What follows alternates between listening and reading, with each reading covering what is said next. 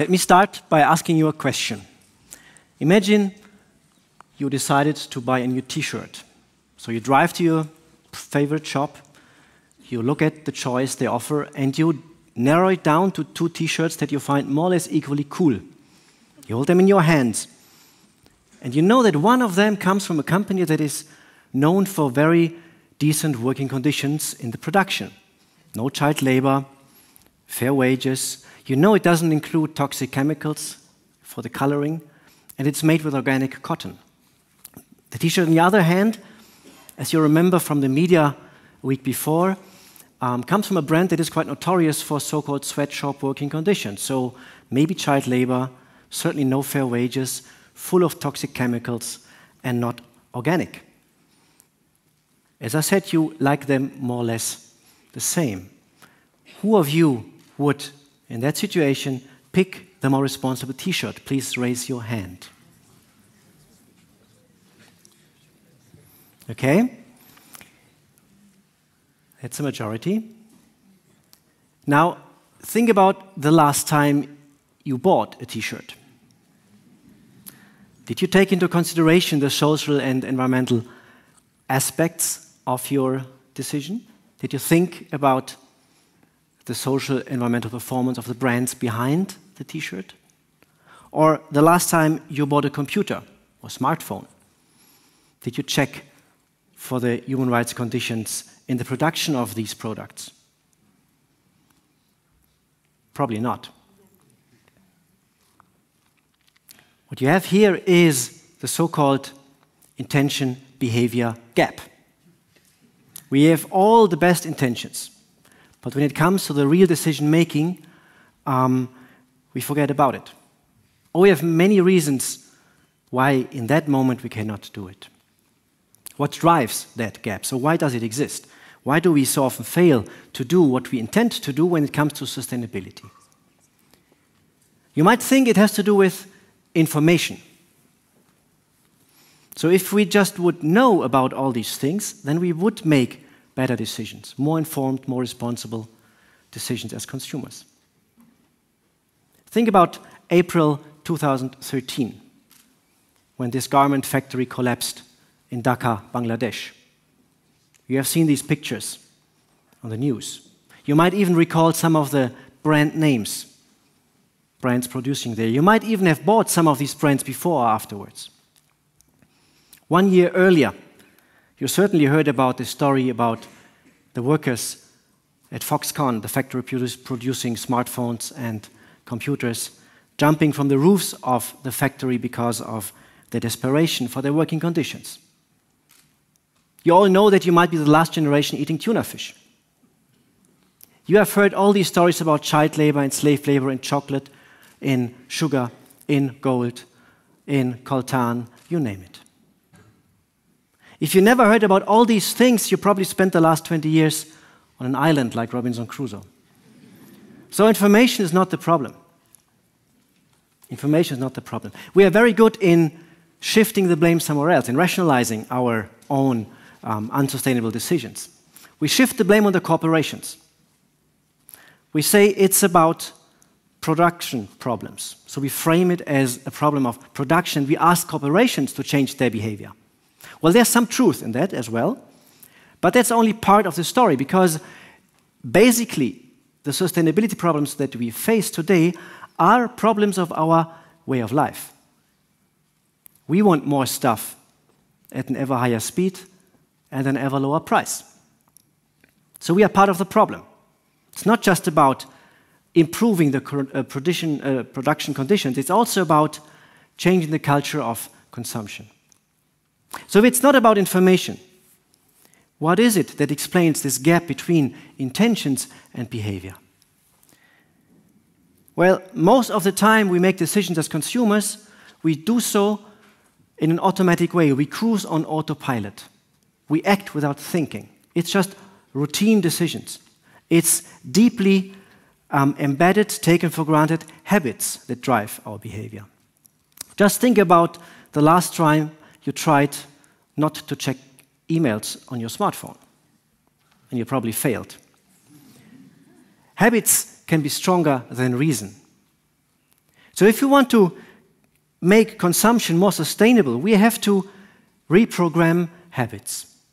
You must imagine a habit like an iceberg. What you can see on the surface is the behavior. What you cannot see under the water is the values and beliefs that drive that behavior. So if you want to change someone's habit, which is not easy, you can either directly target the behavior. Let's assume we would try to get rid of the habit of smoking, so we can make it illegal to smoke in public places. You directly target the behavior. Or you can target the values and beliefs under the water that drive the behavior in the first place, which is much more difficult, but which creates much profounder changes. How do we normally speak to these values and beliefs? Well, we speak to these values and beliefs in our society through stories. Stories shape and reinforce and break habits. Just think about how children love fairy tales, how we transport values and beliefs through fairy tales. Think about how the old ancient Greek and Roman society was guided by strong mythologies, highly complex stories that guided the behavior of people in everyday life.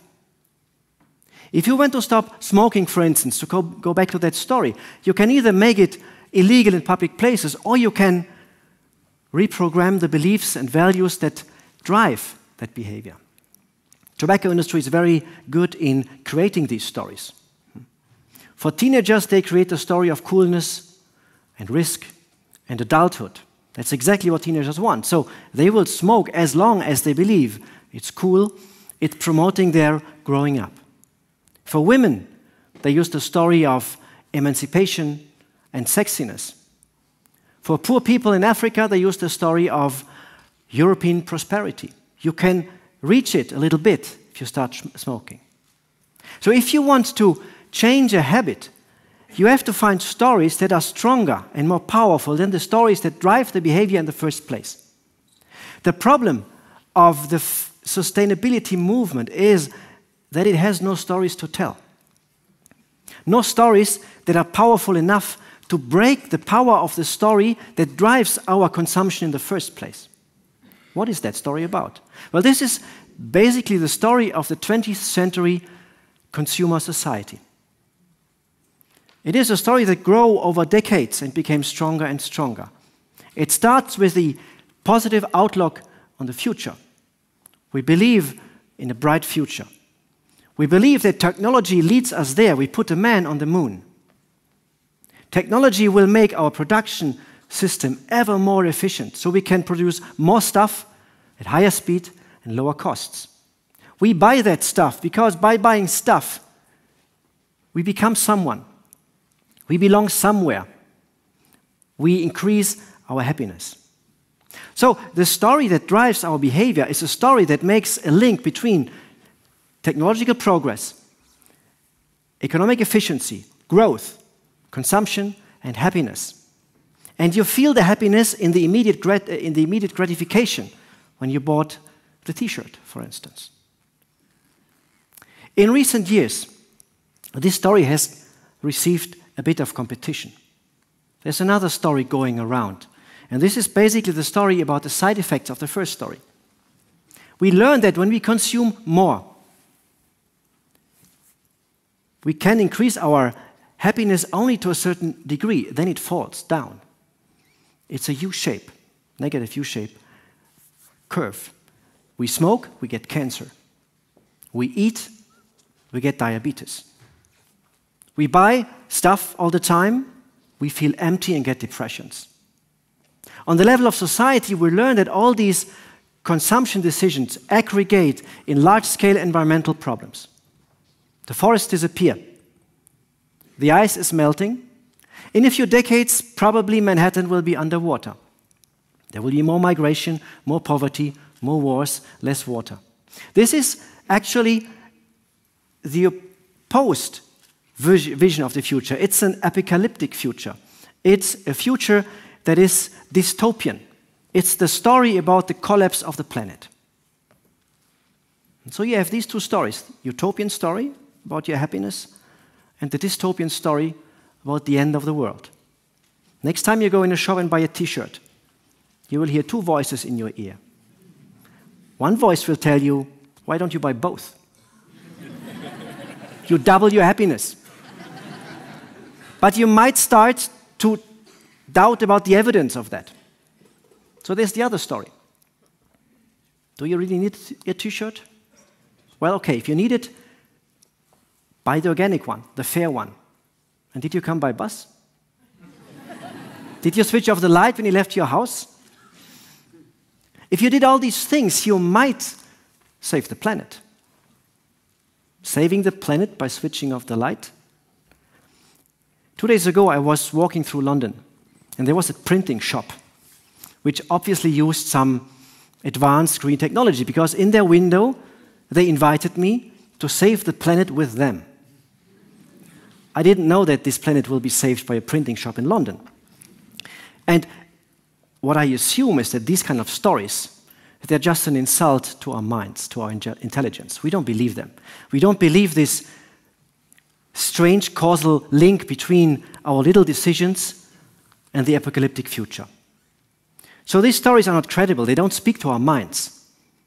If they come in the negative form, we are doomed, the planet is lost. They don't speak to our emotions because they appeal to fear. They give us no hope. But fear only drives behavior when the threat is immediate. Manhattan will be underwater when I will be dead, and you as well. So this doesn't drive my behavior. This story is not strong enough to break the power of the immediate happiness that I can get when I buy both t-shirts. We need different stories. We need stories that include ourselves. There are stories about our happiness connected to the well-being of the planet. Stories of our future, in which we are the actors who make the decisions and feel the change.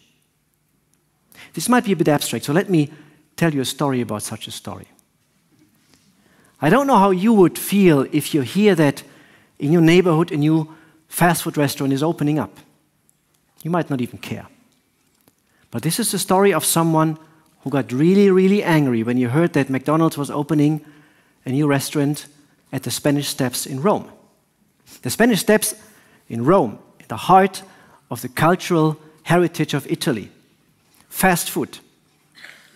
The opposition of what the Italians are so proud of, their food.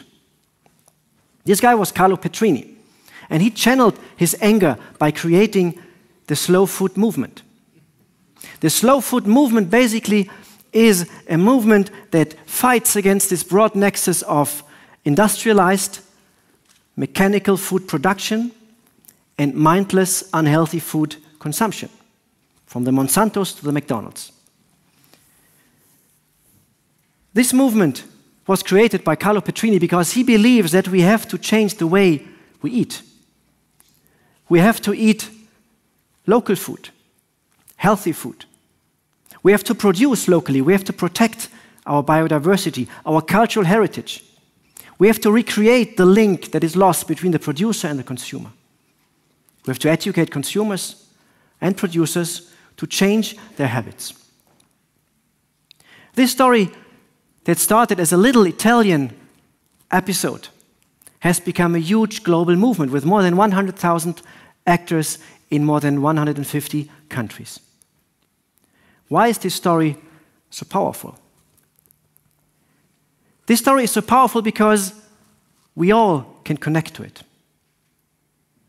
You have concerns about the health of your children? You can connect to it. You hate the growing influence of multinationals on the way we eat? You can connect to it. You are a promoter of local traditions? You can connect to it. You want to preserve biodiversity? You can connect to it. You want to help poor farmers somewhere in Latin America? At the end of the supply chains of our production system, you can connect to that story. We all can somehow connect to that story through our own beliefs and values in that very moment. What started as a very small Italian episode has turned into a transcultural movement because it is a story that speaks to everyone, potentially.